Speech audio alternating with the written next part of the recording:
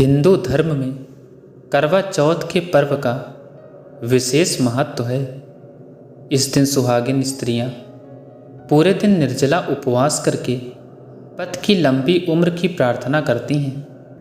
ऐसा माना जाता है कि जो स्त्री श्रद्धापूर्वक व्रत और उपवास करती है उसकी सभी मनोकामनाएं पूर्ण होने के साथ साथ पति को दीर्घायु का वरदान भी मिलता है। दिन भर निर्जला व्रत करने के बाद रात में चंद्रमा के दर्शन के पश्चात ही जल और अन्न ग्रहण करने का विधान है। करवा चौथ के दिन पूजन के कई नियमों में से एक इसकी कथा का पाठ करना भी है। तो चलिए आज की इस वीडियो में करवा चौथ की इस कथा को सुनते हैं। तो आप लोग वीडियो पर बने रहिएगा।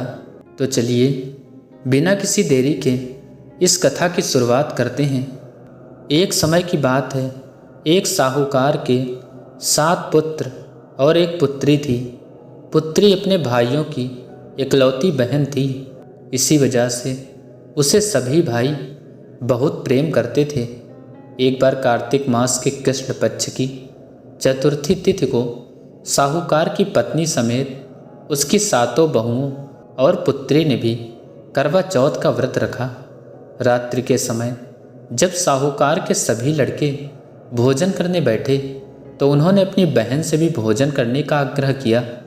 इस बात पर बहन ने कहा कि भैया आज करवा चौथ का व्रत उसने भी रखा है और चंद्रमा के दर्शन के पश्चात ही वो कुछ खा सकती है।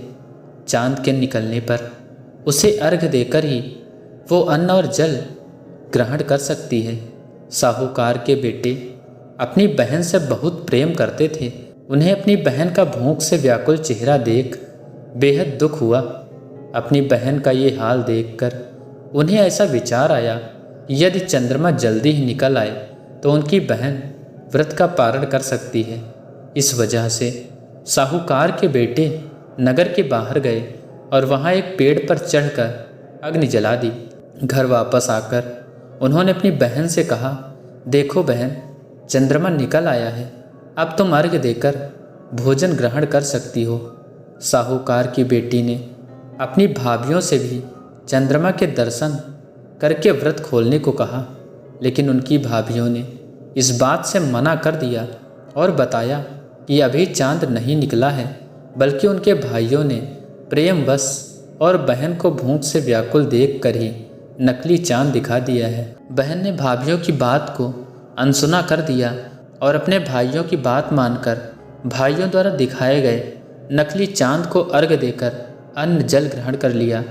इस प्रकार बहन का करवा चौथ का व्रत भंग होने की वजह से भगवान श्री गणेश साहूकार की बेटी पर अप्रसन्न हो गए।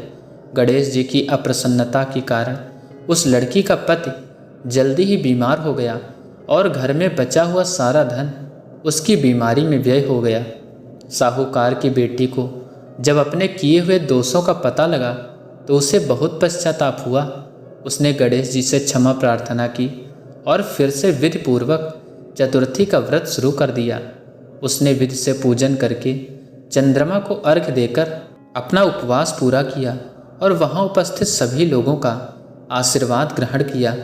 साहूकार की निश्चल भक्ति और श्रद्धा को देखकर भगवान गणेश जी उस पर प्रसन्न हो गए और उसके पति को जीवन दान दे दिया। साथ ही उसे सभी प्रकार के रोगों से मुक्त करके धन संपत्ति और वैभव से युक्त किया। ऐसी मान्यता है कि करवा चौथ की पूजा तभी पूर्ण मानी जाती है जब पूजा के साथ इस कथा का पाठ किया जाता है। जो स्त्रियां करवा चौथ के दिन पूजन के साथ इस कथा का पाठ करती हैं और चंद्रमा को अर्घ्य देती हैं, करवा माता उनके पति को दीर्घायु देती हैं और साहूकार की बेटी की तरह ही उनके पति पर भी सदैव भगवान गणपति की कृपा बनी रहती है। करवा चौथ के दिन इस व्रत का एक कैलेंडर सामने रखकर करवा माता का ध्यान करते हुए स्त्रियां इस कथा का पाठ करती हैं और दूसरों को भी कथा सुनाती हैं तो उनका सौभाग्य अखंड बना रहता है।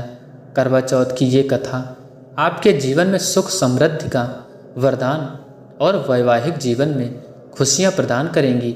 अगर आपको ये कथा अच्छी लगी हो तो इसे शेयर ज़रूर करें। इसी तरह की अन्य रोचक कथाएं सुनने के लिए आप हमारे चैनल को ज़रूर सब्सक्राइब करें।